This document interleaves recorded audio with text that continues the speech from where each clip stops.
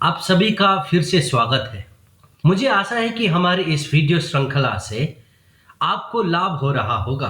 इस वीडियो में आज हम देखेंगे कि शुरू में इस जगत में क्या हुआ और आने वाले दिनों में हम यह देखेंगे कि अंत में इस जगत में क्या होने वाला है। परमेश्वर का वचन बाइबल का पहला पुस्तक उत्पत्ति का पहला पद में हम ये पढ़ते हैं, आदि में या प्रारंभ में परमेश्वर ने आकाश और पृथ्वी की सृष्टि की। आप हैरान हो सकते हैं कि किसका प्रारंभ? समय के प्रारंभ। समय के प्रारंभ में परमेश्वर जो कि अनंत है, जिसका प्रारंभ और अंत नहीं है, उन्होंने मनुष्य से भरे हुए इस संसार की रचना की, जो उससे प्रेम करे और उसके प्रेम के बदले में उसके प्रति आज्ञाकारी बने रहें।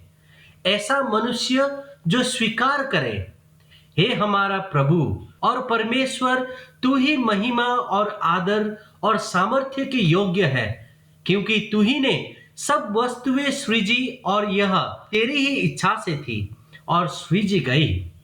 प्रकाशित वाक्य 4 अध्याय का 11 पद। समय के प्रारंभ में परमेश्वर ने स्वर्ग और पृथ्वी की सृष्टि की। यह वही परमेश्वर है जिसके वचन से जगत अस्तित्व में आया।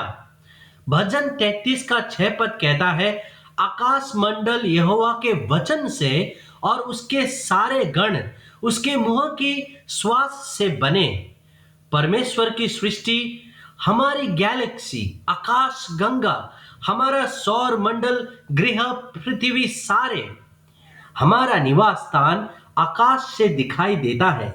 यह भव्य सृष्टि हर सुबह हमें यह स्मरण दिलाती है कि परमेश्वर का अस्तित्व वास्तविक है और उसी के द्वारा हर सुबह सूर्य उदय होता है और उसी के द्वारा पृथ्वी पर जीवन की निरंतरता है। यह वही परमेश्वर है जिसके अस्तित्व को बहुत लोग इनकार करते हैं, और यह वही परमेश्वर है जो हम सभी से प्रेम करता है और जिसने अपने पुत्र को हमारे लिए मरने के लिए दे दिया। समय के प्रारंभ में परमेश्वर ने मनुष्य की सृष्टि अपने ही स्वरूप में की। उसने प्रथम मनुष्य में जीवन की सांस फूंक दी और मनुष्य एक जीवित प्राणी बन गया। सारी मनुष्य जाति एक समान है, वे अनंत है और अविनाशी है।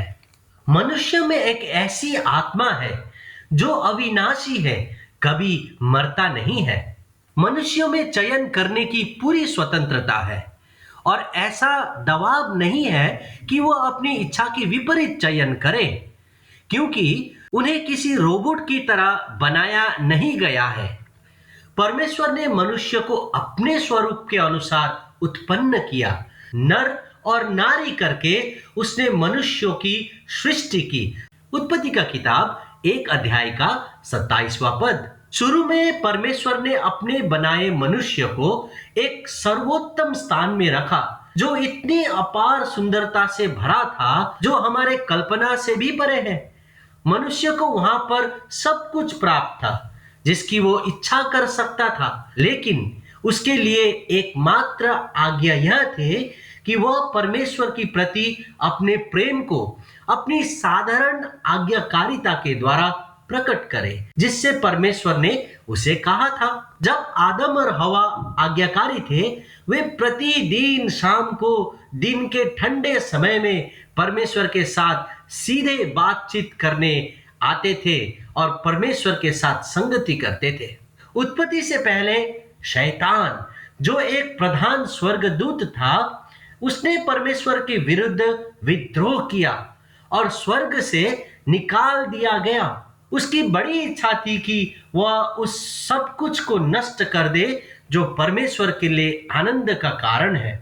जब उसने परमेश्वर की उस प्रसन्नता को देखा जो आदम और हवा की संगति के कारण था, तब शैतान ने मनुष्य को परमेश्वर के वचन के विरुद्ध विद्रोह करने के लिए उकसाया और उस एक अनआज्ञाकारिता से परमेश्वर और मनुष्य का संबंध टूट गया और इसी प्रकार पाप संसार में आया।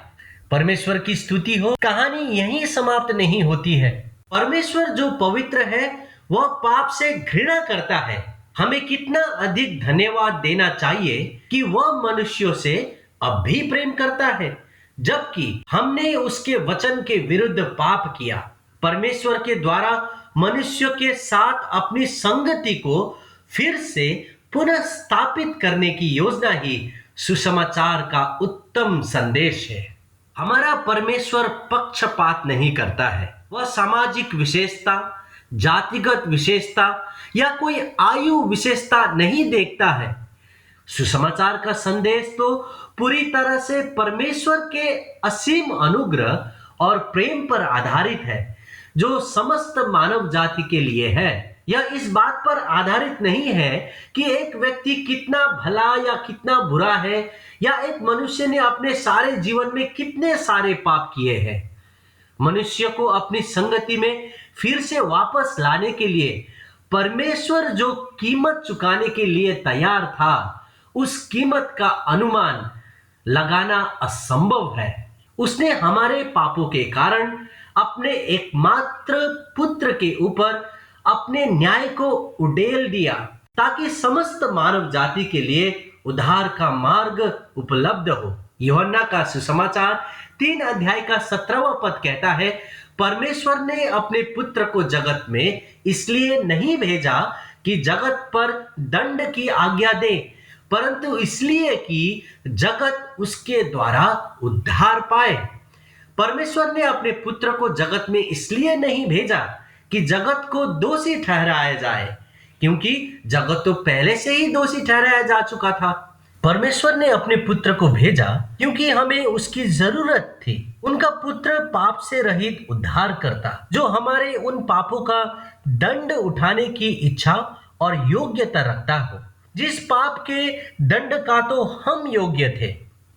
वही एकमात्र योग्य था जो पवित्र परमेश्वर की इच्छा को पूर्ण कर सकता था। उसने वह कीमत चुकाई जिसे हम कभी भी नहीं चुका सकते थे।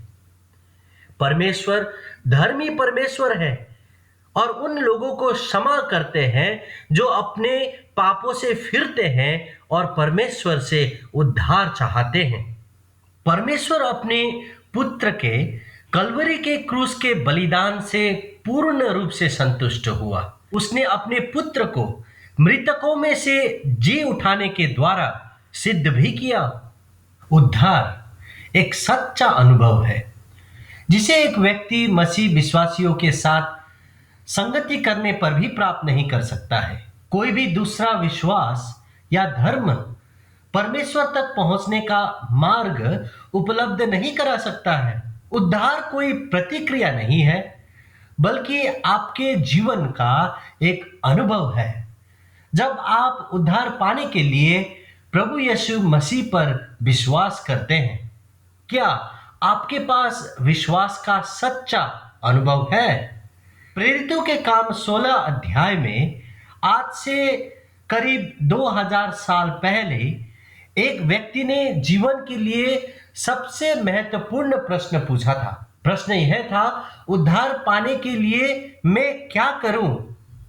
उत्तर बड़ा स्पष्ट, सटीक और साधारण था। प्रभु यीशु मसीह पर विश्वास कर तो तू उद्धार पाएगा। परमेश्वर आज भी प्रेम से हमें देख रहे हैं। वह हम पर अपने पुत्र के माध्यम से विश्वास के द्वारा दया दिखाना चाहते हैं। इस विषयों पर अधिक जानकारी के लिए हमें more2life2020@yahoo.com पर संपर्क करें।